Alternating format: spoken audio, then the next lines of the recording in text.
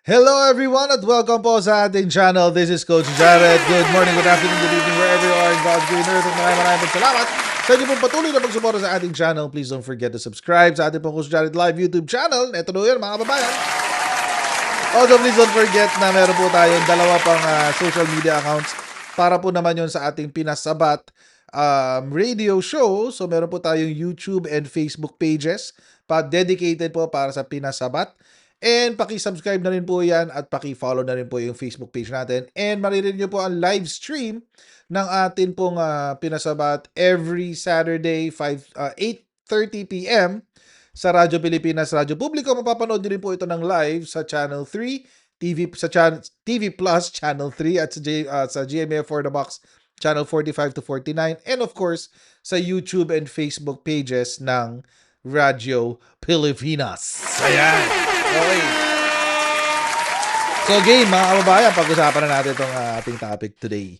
Alam nyo, mga kababayan, ito hong kaso ni Yusek Catalina Cabral ay palalim ng palalim, mga kababayan. Nadadagdagan po ang mga pangalan na involved at syempre, yung bida-bida ng Leandro Lebiste patuloy pa rin napapahiya. pangalawang araw na to na napapahiya siya, guys. Anyway, mga kababayan, tingnan muna natin yung balita. Kasi may mga bagong pangalan na lumitaw dito po sa nangyari kay Catalina Cabral. Panoorin na natin to. Nagsasanga-sanga na ang mga pangalang na iuugnay kay dating Public Works Undersecretary Catalina Cabral. Isa sa mga sentro ngayon ng pagsisiyasat ng Bilyonaryo News Channel, ang Ion Hotel sa Baguio, kung saan nanatili si Cabral bago siya nahulog umano sa bangin sa Tuba, Benguet. Narito ang exclusive agenda report ni Hannah T. Naglilitawan ng mga pangalang natuklasan ng Bilyonaryo News Channel matapos ang pagkamatay ni dating DPWH Undersecretary Maria Catalina Cabral nung siya ay nahulog sa bangin sa Tuba, Benguet. Kamakailan nagkaroon ng search warrant ang NBI sa Ion Hotel sa Baguio, ang tinuluyan ni Cabral bago siya nasawi. Sa pagsisiyasat ng BNC, natuklasan naming isang Ralph Robintan ang may 99% ownership sa Potiel Resort Management. Ito ang kasalukuyang nag-ooperate ng Ion Hotel.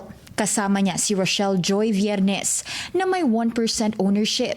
May isa rin kaming nakuhang SEC General Information Sheet na dated GIS. August 15, 2025 at nagsasabing corporate secretary si Tan ng Potiel. Si Tan ay isang Baguio-based businessman at owner ng Big Boss Cars, isang vehicle sales and auto services company. Ayon sa aming mga source, kilalang political ally ni Benguet Congressman Eric Yap si Tan. Ayun. Noong May 2025 elections, si Tan ang lumabas na petitioner para i-disqualify si Erickson Tagal Felipe, ang naging kalaban ni Yap sa pagka-lone district representative ng Benguet. Ayon sa aming source, bago lumitaw na si Yap ay owner ng Potiel noong Agosto, nakapangalan daw ang kumpanya sa isang Michael Darren Sanchez at DM Capital. Sa SEC documents ng DM Capital, pagmamayari ito ng pamilya Sanchez. Kabilang si David Sanchez, ang una nang nag-deny sa BNC na siya ay may kaugnayan kay Cabral. Sa mas malalim na pagsisiyasat ng BNC, natuklasan namin ang ilang mga kontratang nai-award sa Ion Hotel. Kasama rito ang pag-provide ng food and accommodation sa ilang mga workshop o event ng iba't ibang LGU at ahensya, kabilang ang sa Department of Energy. Una nang inilantad ni DILG Secretary John Vic Remulla sa Bilyonaryo News Channel na si Cabral ay dati na raw beneficial owner ng Ion Hotel. Pinangalan daw ito sa di umano'y partner niya at itinransfer sa business associate ni Eric Yap, kung saan si Yap ay pinaniniwala ang beneficial owner din ng hotel. May mga papeles daw si Remulla para patunayan ito. Yan ay sa kabila ng pagtanggi ng legal counsel ng Ion Hotel tungkol dito. Sabi ni Attorney Enrique de la Cruz, ang abogado ng Ion Hotel, false at misleading daw ang mga pahayag na ito dahil wala namang direct o indirect involvement sina Cabral at Yap sa nasabing hotel. Pero sinigundahan ng NBI sa agenda weekend ng Bilyonaryo News Channel ang claim ni Remulla tungkol sa ownership ni Cabral at Yap. Parehas din po. Although we'd rather get certified 2 copies of the documents para magkaroon kami ng conclusibong impormasyon tungkol dyan. Kamakailan That's weird. Medyo weird yan, mga kababayan. Sino ba talaga ang may-ari? Kasi parang, ano ba? Iba yung sa GIS, iba yung dalawang magkaibang GIS ba to? O baka dalawang magkaibang Ion Hotel? We don't know. Baka may kaparehong pangalan. Pero, medyo weird Parang, parang medyo nagiging convoluted tong kwento na to. Oo. So, sana ma-figure out nila yan itong mga susunod na araw. Naghain ng search warrant ang NBI sa kwarto ni Cabral sa Ion Hotel at nakakuha raw sila ng personal items ng dating USEC bilang bahagi ng kanilang parallel investigation. We confirmed that several items were seized and confiscated, mostly personal effects.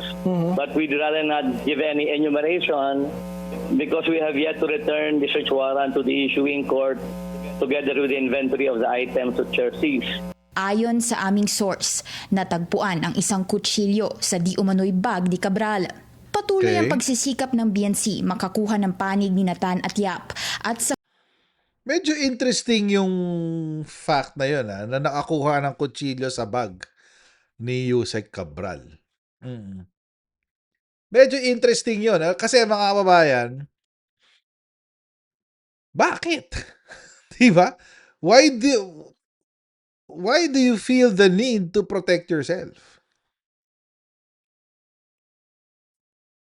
Ulitin ko mga kababayan Usually kasi kapag ang isang tao ay nagke-carry ng isang deadly weapon tulad nga niyang kutsilyo, kadalasan yan ay para protektahan ng sarili. Kasi kung yan ay para sa self-deleting, mga kababayan, maraming paraan na hindi kailangan ng kutsilyo, di ba? And which is, yun na nga yung allegedly ginawa ni Yusek Catalina Cabral na siya ay nag-free fall sa isang ravine. Kung yun ang pakay niya, 'di ba? Kung yun ang pakay niya. May mga iba hong paraan. Pero pag nagkaroon ka ng kutsilyo sa iyong person, baril o kutsilyo, ibig sabihin merong threat. And nararamdaman mo na parang kailangan mong depensahan ang sarili mo doon sa banta na yon. So ang tanong, bakit naramdaman ni Yusek Cabral na kailangan niyang depensahan ang kanyang sarili nung siya ay umakyat papuntang Baguio? Diba? Kanino niya pinoprotektahan ang kanyang sarili?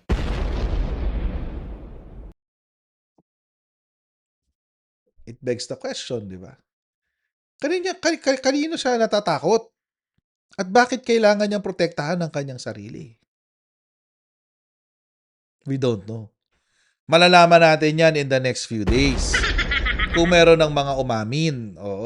Kasi hindi pa natin alam kung may mga umamin Kailangan kasi maimbestigahan talaga yan. Kailangan may mga umamin talaga dyan. So, hindi pa ho natin alam ang sagot dyan. Pero kung may aamin, malalaman natin. Sigurado. Pero mga kababayan, moving forward, habang iniintay natin yung resulta ng investigasyon ng kapulisan, meron ho isang batang pro-meal kid ba to? Oo, pro-meal kid yata to bida-bida Kasi from what I know, si Leandro Leviste ay nasa pro-meal nung bata. Parang nasa pro-meal commercial siya. Ganon, batang genius, whatever. Pero nakakatawa kasi over the weekend, kinlaim niya na meron daw siya ang mga dokumento ni Yusek Cabral. Ngayon, hinahamon siya, specifically ni Terry Redon, and actually, karamihan ng mga Pilipino, hinahamon siya na ilabas yon. Kasi kinlaim niya Sinabi niya may kopya daw siya May kopya daw siya, guys. So sabi, di ilabas mo. Ayaw ilabas. Ngayon, mga kababayan, mukhang napikon yata na tong si Lebiste. Ang sabi niya, ilalabas ko lang to pag sinabi ni Secretary Dizon na ilabas ko. Ayaw mo ng accountability, boy. Ayaw niya kasi na kapag ayaw niyang masisi kapag pumalya na hindi pala yun yung dokumento na related sa flood control. Para masisisi niya ibang tao. Pero pwede lang niya sabihin, sinabi ni Secretary Dizon, ilabas ko eh. Hindi ko naman alam kung ano yung dapat ko ilabas. Basta yung nakuha ko, yun na ilalabas ko. O, di ba? Actually, may issue pa nga yan. May issue pa nga, nag-viral sa Facebook. Wait, napin ko nga. Nag-viral sa Facebook na ninakaw daw niya. Oo, ninakaw daw niya yung dokumento. Hindi pala ninakaw. Inagaw, mga kababayan. Inagaw daw niya yung dokumento dito kay Yusek Cabral. Oo, wait, nasaan na ba yun? Mhm. Sana ba? Hinahanap ko yung post ni nung kung saan lumabas yun. Anyway. Ito, dito ko nabasa eh. Wait, mapakita ako sa inyo. So parang ngayon lumalabas na he took advantage of his position as a congressman para makuha yung mga dokumento. Ito kasi nag-viral ito sa Reddit. DPWH Engineers PH. O, sabi, Kong Leandro Leviste forcefully took papers from Yusek Cabral's office. Sabi, totoo po ito, nangyari mismo sa opisina ni Yusek Cabral gabi bago ang hearing. Ayon sa kwento, pumasok si Kong Leandro Leviste at agresibong inagaw ang mga papeles mula sa kamay ni Yusek Cabral dahil sa biglaan at maras na pagkuha, nahiwa pa raw ng papel ang daliri ni Yusek Cabral. Kaya nung sumunod na araw sa hearing, mapapansin nyo nakabenda ang kanyang daliri. Hindi dahil sa simpleng aksidente, kundi dahil mismo sa insidente sa loob ng kanyang sariling opisina. Nakakagulat at nakakaalarma na ganito ang ugali ng isang halal na opisyal pumapasok sa opisina ng isang undersecretary at pilit inagaw ang dokumento to the point na nasaktan pa ang opisyal. Ayun. Okay. Mga kababayan, meron pang kumakalat na picture na yun nga, yung sinabi lang, ebidensya doon, nakabenda yung daliri. Si Yusek Cabral nakapost na merong something nga saan yung daliri, yung picture na ho na yun, again, hindi ko sinasabing mali yung pagkaka-picture, hindi ko sinasabing mali yung sinasabi ng mga taong naniniwala dito. Ang sinasabi ko lang, baka may ibang paliwanag, baka may ibang alternative. Kasi, nung tinignan ko yung picture, mukhang hindi siya benda. Mukha siyang yung goma na nilalagay sa daliri para mag-sort ng mga papel. Di ba kapag nagbabasa ka ng mga libro or nagbabasa ka ng maraming dokumento, may nabibili nun sa Shopee, Google nyo, rubber finger page turner something. Nilalagay mo yun sa daliri, tapos para kapag naglipat ka ng pahina, kumakapit yung papel, hindi dumudulas. Oo. Minsan gumagamit ako noon pa nagbabasa, kaso nawala na siya eh. So, hindi ko na siya magagamit. Wala na. Wala na akong ganun eh. So, mukhang ganun kasi kapag tinignan mo yung picture, nakatupi. Nakatupi yung tingnan ko nga. Hanapin ko nga, makakalkal ko.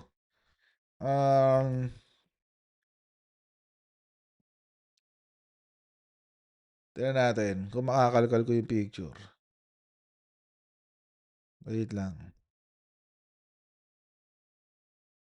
May nag-send sa akin kanina nun eh. Wait. Itignan ko. May nag-send kasi sa akin kanina nun.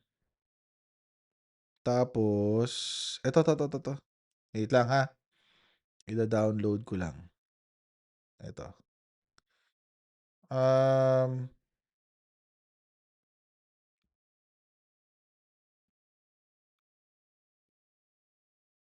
Okay.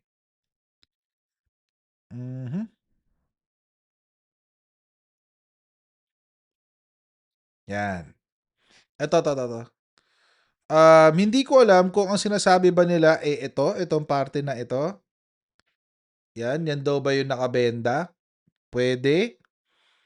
Pero iniisip ko ito kaso baka kuko naman yan. So, I mean, it can be anything. Pwede. It's possible na nasaktan nga si Cabral. Oo. This is not the House of Representatives. Ano to? This is the Senate hearing, if I'm not mistaken. Oh, so kung totoo ito, again, hindi ko inaano ha. Nung una ko kasi nakita ito yung una ko napansin. Ayan, yan. So baka ano yan, baka yan yung finger, yun nga, yung pang lipat ng papel, page turner, no?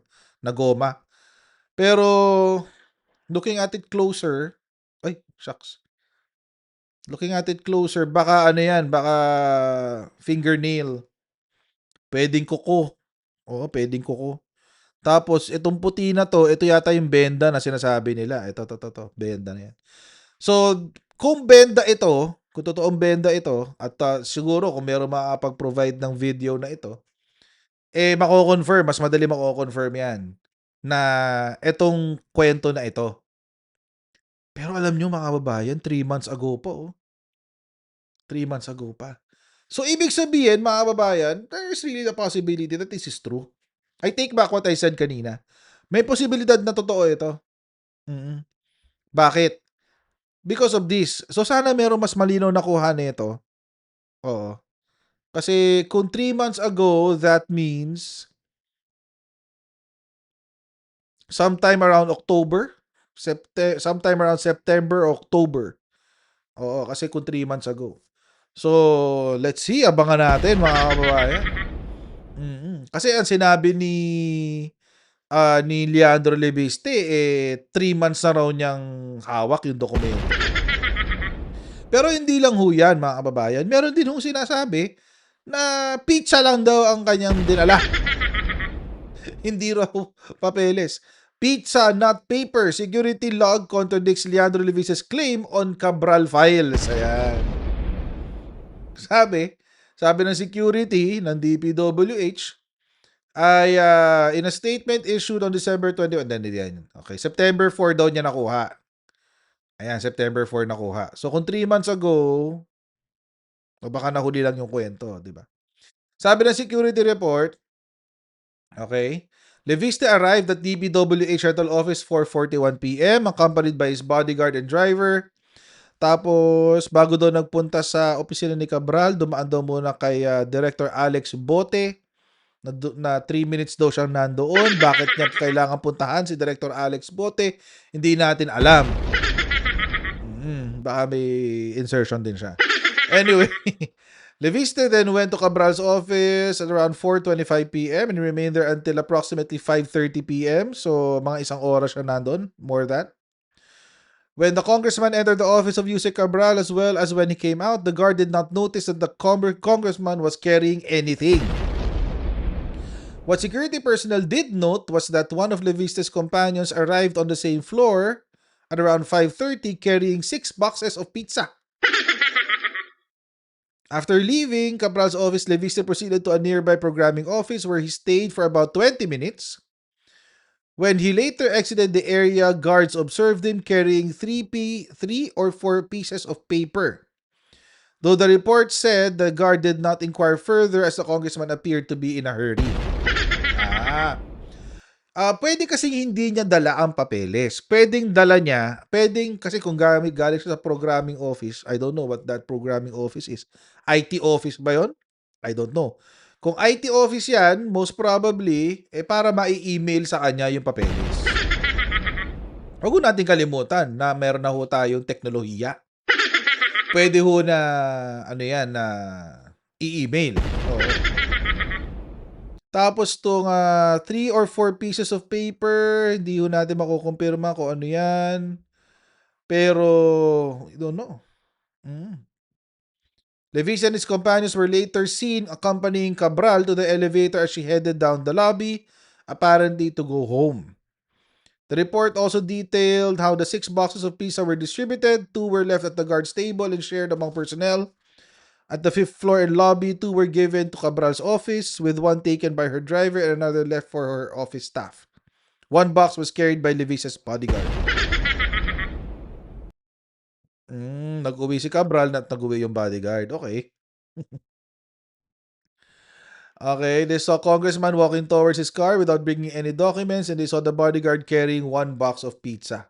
Wala siyang nailabas na papeles. According to sa security report. Oo. But let's see.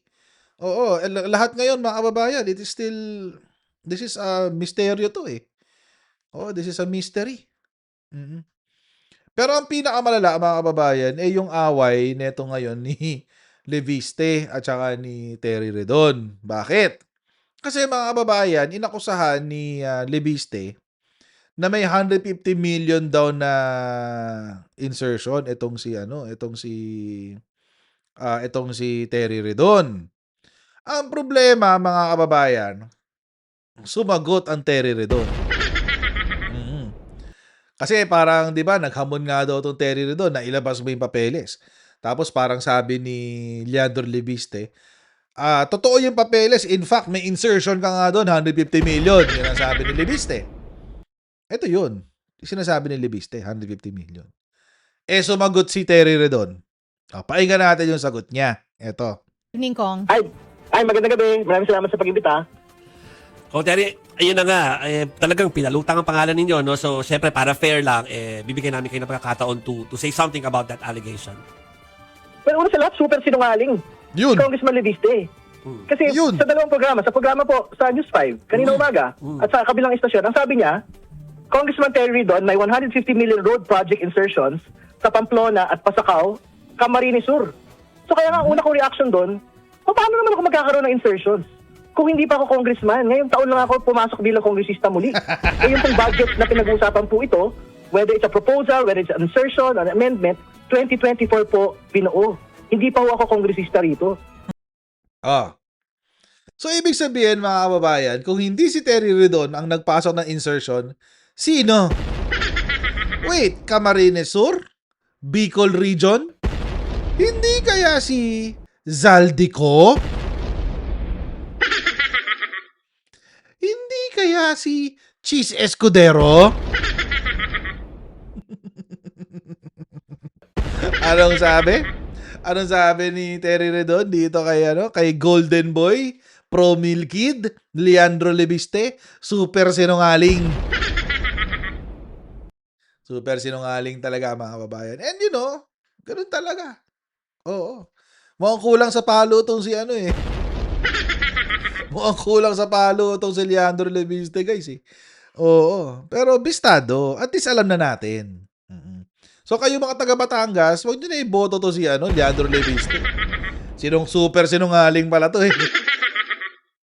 But anyway, mga kababayan, it's obvious na nagagamit po sa politika itong nangyari kay Yusek Cabral. And it's good na meron po tayong ombudsman who wants to keep it in the to keep sanity. Oo. To keep some semblance of sanity dito po sa nangyari kay Yusek Cabral dahil inutusan na po ng ombudsman ang DPWH na ibigay sa kanila lahat ng computer na meron si Yusek Cabral at lahat ng devices na inisyu ng opisina kay Yusek Cabral. At sinabi po ng DPWH na walang problema, ibibigay ho namin sa inyo. So at least mape-preserve na yung at least makukuha natin yung mga detalye ng mga transaksyon ni Cabral at makukuha ho natin yung impormasyon na kailangan makuha. Diba? And this is a work computer. So most probably hindi madaling mag-delete dito yung dahil nasa opisina lang hindi mo magagalaw. Hindi mo matatransport yan. 'Di ba? Unless sa laptop niya dinala, 'di ba? Or tin-transfer niya sa laptop which is a completely different thing. Pero let's see, hindi pa naman natin alam kung saan pa pupunta tong Actually, ang dami nang pinupuntahan nito Umepal na si Leviste, na parang actually kung tutuusin ang nangyayari nga ngayon parang si Leviste is functioning as a troll. Parang ginagawa niya ito para i-mislead ang investigation, dalhin kung saan mang direksyon. Nanggugulo. Whatever his motive is, we don't know yet. Abangan natin ang mga susunod na kabanata. Pero etong si Promil Kid, Golden Boy, Leandro Leviste, I think he is really up to no good. And in the future, makakagulo siya sa tunay na investigasyon na ginagawa ng Marcos administration dito sa kaso ni Yusek Cabral. So dapat bantayan ho ng sambayan ng Pilipino etong si Leandro Leviste. Oo. Okay mga kababayan, hanggang dito lang po tayo sa video na ito. Please don't forget to like, share, and subscribe, and I'll see you in our next live stream, guys. Bye everyone. See you. Bye.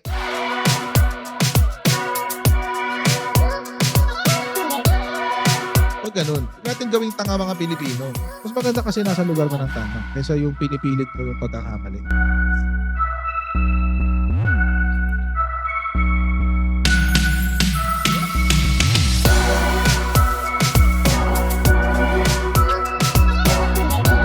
Are they willing to go that far? Hindi nakakalimutan ng Pilipino yan hanggat di nasasagot. Sino ngayon nagsasabi ng totoo?